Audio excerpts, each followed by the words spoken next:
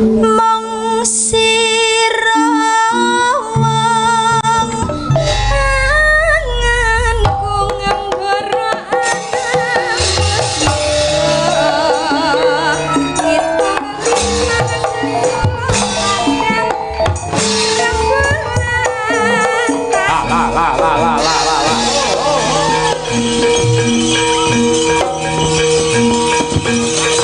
nyeleng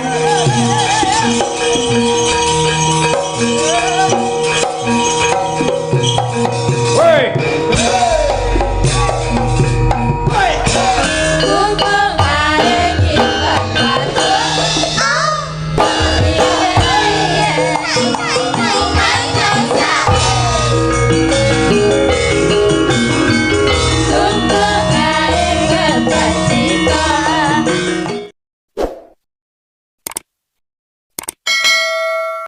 Nadyanto metruk wonten desanipun piyambak bumi wutah getih mbok menawa pancen nggih para pepunden para bapak-bapak ibu-ibu niku sami do kangen kalian kula wiwit taun 97 kula menika sampun minggat saking Karangjati ngangsu kawruh ngudi ilmu wonten ing Surakarta ngantos dumugi semanten kula ber-KTP wonten ing Karanganyar Surakarta menawi wangsul teng Karangjati teng Purworejo mesti pas hari raya Idul Fitri. Ya terus. Nggih. Ning Nadyanto iki bocah kene nyatane sing tresnani si akeh, mboten tresnani kalian kula kemawon. Ning para lenggah ing tasik kepareng jenak pinarak niku pancen tresna karo desane, Purworejo, ya tresna karo kabudayane wujude pagelaran wayang kulit. Ya iki wis jam 2 iki. Lagu-lagune diaturke iki akeh sinden sing ngurung tampil, Truk. Ya, peneng desamu dhewe aja njero kowe iki terus egois golek pasaran dhewe ngono aja. Kancane ya ditanjakke, ya ana wektune, Gong. Nah. Coba ripalungguhan iki kula tak nyuwun dumateng anak kula wedok Umi Hafifah langkung rumiyin. Nah, iki. Kula tak nyuwun jineman. Nah, jineman kandhek Mbak Umi. Ha iki pelak kuwi. Pelok. Alamin. Ya Nduk, Umi Hafifah made in Pulung Ponorogo.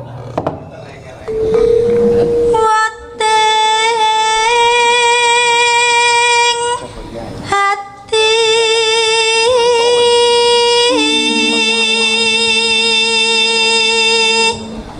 mong sira wong merati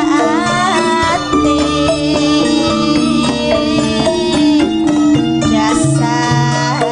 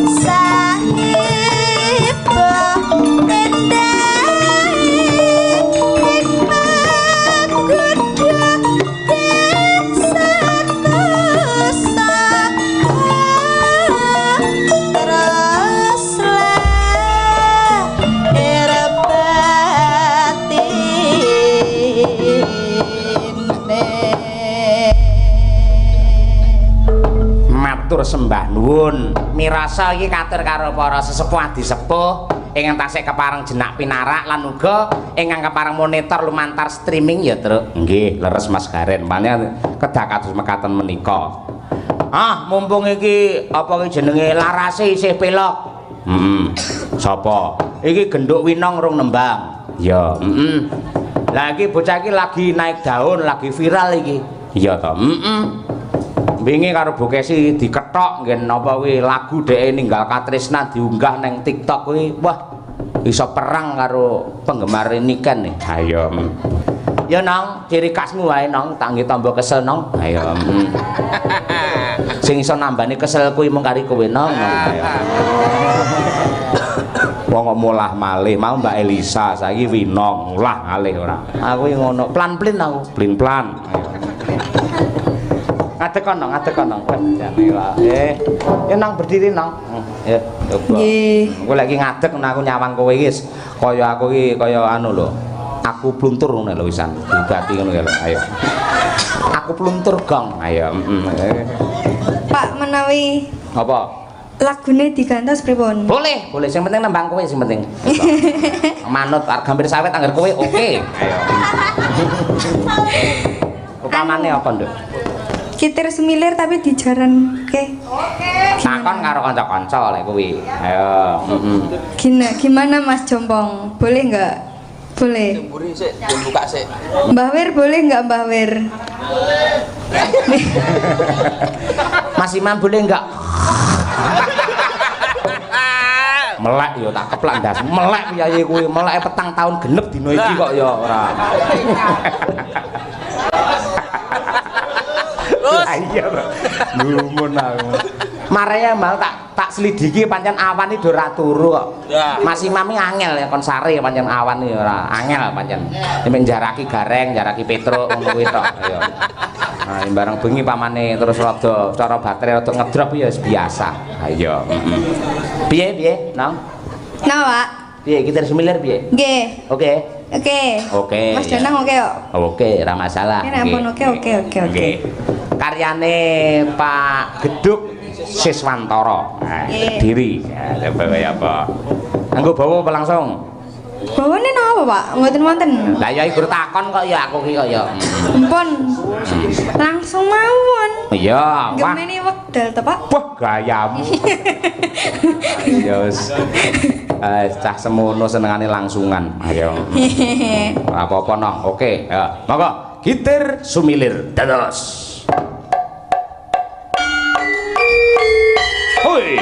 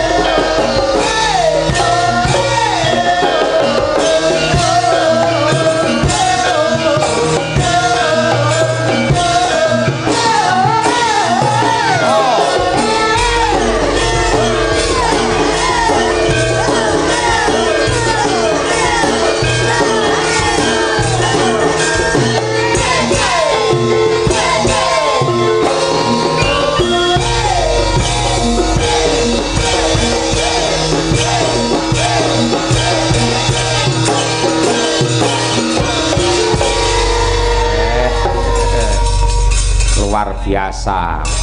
Nadyanto rada spontanitas digarap jaranan. Nyapa nong? Mboten Mas Ujar niku lho, kula nyuwun jaran diparingi celeng. Ora apa-apa, ben enek variasine mosok karo jaran terus kowe. Kala-kala mosok celeng. Celenge kelebihane ora iso menggok nong. Kowe mendhi nesu anggere menggok nesu ta kowe? Oh menggok, ayo. Apik tenan suarane bergas wingi bar juara siji, ayo. Tingkat nasional mau copat wonten UNS. Wah iya. Pancen ya jurine iki kancaku langsung tak telepon kok. Kuwi anakku kuwi, Pak. Nganti kok kalane aja takon dosa. Remuk bubuk dadi rempon. Sapa sing dirempon? Winong. Oh, pareng ngono kuwi. Jos, Senin mulih langsung njukuk piala. Mergo bar menang lomba. Ayo. Entuk apa uang pembinaan tak bocori nong 15 juta. Molas kowe. Molas kowe. Rumahmu piro bayanganmu? 10. Bayanganmu piro? Ora bayanganmu piro kira-kira bayanganmu? Hadiahe 5 juta ngono. Ora 15. Ini ya karo dilatih genset kowe. Ya aja genset to liyane to. Ayo. Ayo bocah utuh ngono ayo. Jare sapa? Jare Haji Mas utuh Pak niku Pak. Leres bocah menengah ora ngerti apa-apa iki lok-lokne fitnah Pak. Mbak Lisa bareng karo Mas Taslim. Iki. Dadi lek ora nek pelawake ngeten iki ya kanca-kanca dimanfaatke. Ayo. Monggo Mas Taslim. Selamat pagi Taslim. Selamat pagi. Tetap segar, bugar, happy. Harus selalu happy. Kita duet ya pagi ini untuk Pak Mario EFC yang ada di Klaten. Spesial permintaan berarti? Permintaan dari Pak Mario di Klaten. Iya. Karena diuculin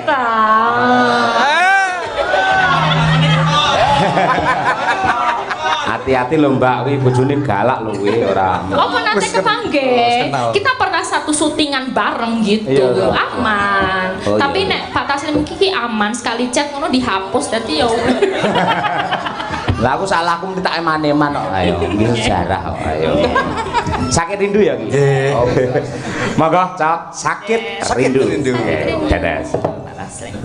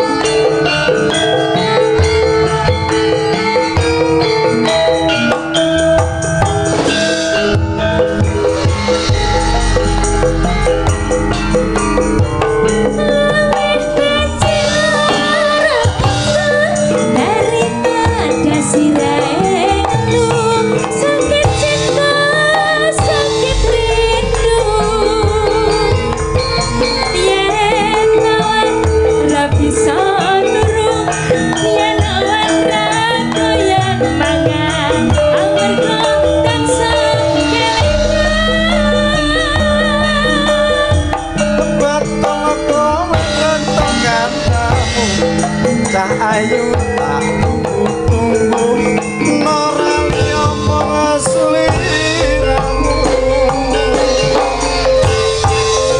Rino wengi dadi melu wani sumpah njalukmu ayu jokuya cesan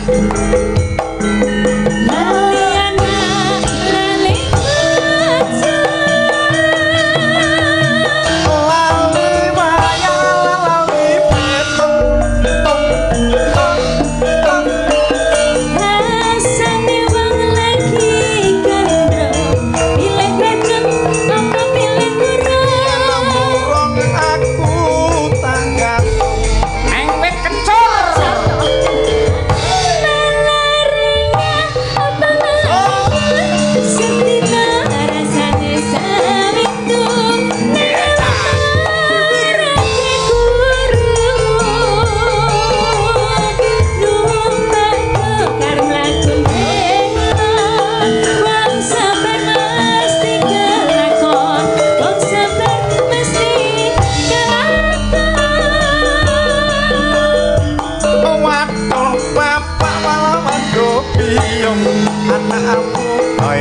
penggemblong kapan dikaparing pitulung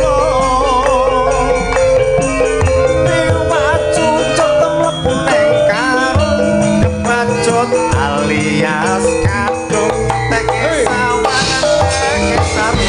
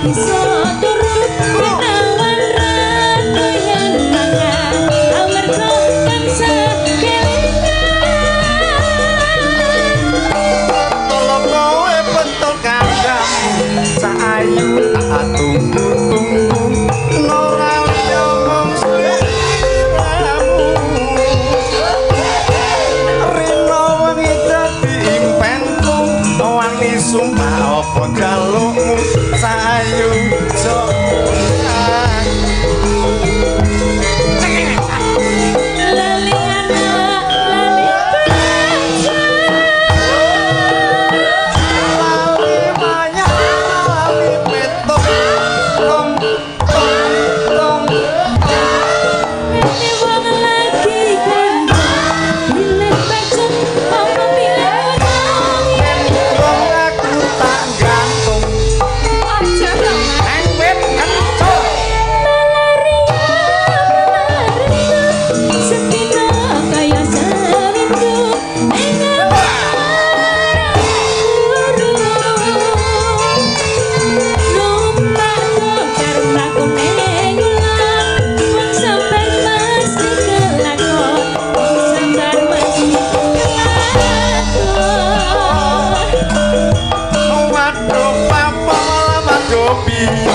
anakmu kaya penggemblong kapan dikaparing pitulung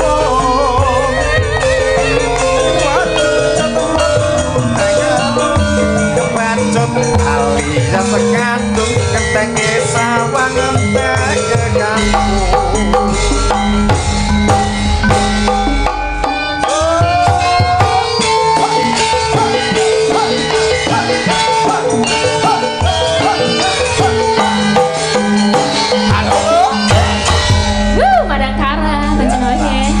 kira tau metu lho Mbak lah nggih to malah jadi keluar iya tujune kok ya pendemunge Mas Danang ya mantan campur sari ayo niki enten setunggal melih saking Pak Sule wau ngersakne gubuk asmara Mbak oke golekne kanca sik ayo pagi-pagi biar semangat orang ngantuk Mbak Triastuti oh iya Mbak Tuti ya coba kaya apa oke karo Birgita sisan dulu sekalian hanyingkar lah iya hanyingkur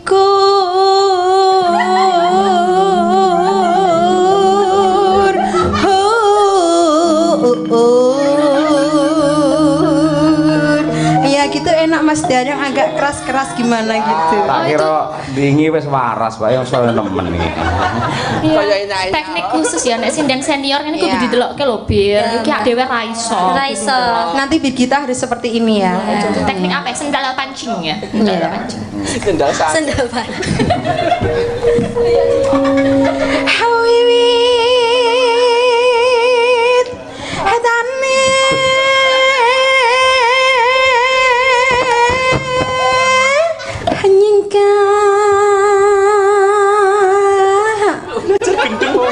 Kendang to Mas Nopal ngene iki. Nopal. Donan ngono kuwi lho. Maaf ya Mas Danang. Tadi pelajaran dari Mas Danang belum merasuk, kan baru 2 jam. Hawiwit tane nyingkar nyingkar nyingkar nyingkar nyikar muah nyingku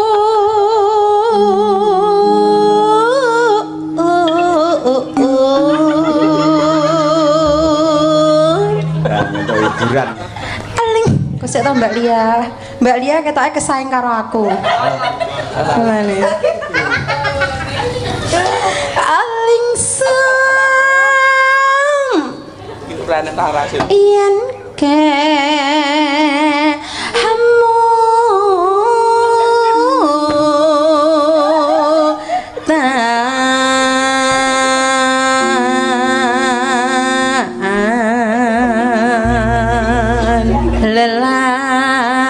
lelampahan kang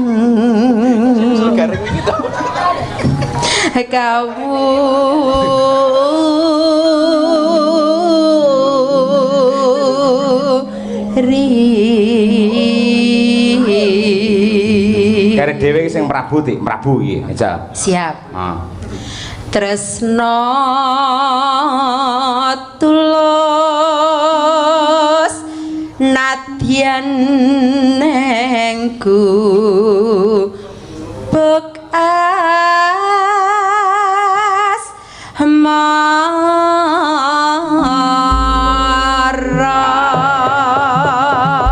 Prabu yo apik tenan lho, kaya Semarang lho. Ayo.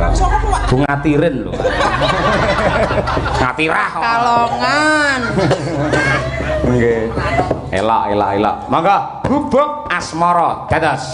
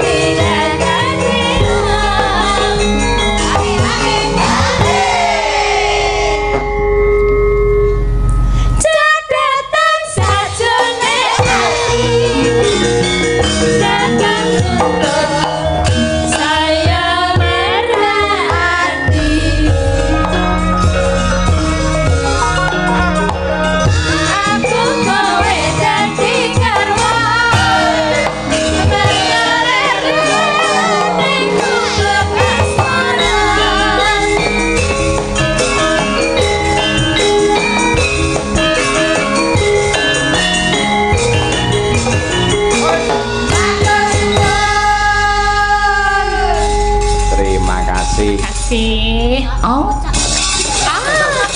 Kaya jalukon keren-keren. Apik ngene kreatif kaya. Deng deng tak dan deng deng tak ndak. Bulane Umi lek kepengen kena. Umi ben golek hiburan deh. Ayo. Mbak Lisa. Atas nama keluarga besar warga masyarakat Purworejo kula ngaturke panuwun dumateng panjenengan. Ingkang sampun kepareng ngregengaken pargian bersih desa ing Purworejo mriki, Mbak. Semanten ugi kula ngaturaken panuwun ingkang kathah, mugi-mugi dadosaken berkah lan kathah lepate kula anggen kula matur ingin ngomong nyuwun pangapunten ingkang kathah. Mugi-mugi saged pinanggih malih sanes wekdal benjang Mas Petruk juga ke Ponorogo. Paringi lancar sukses. Amin ya rabbal alamin. Nggih, Mbak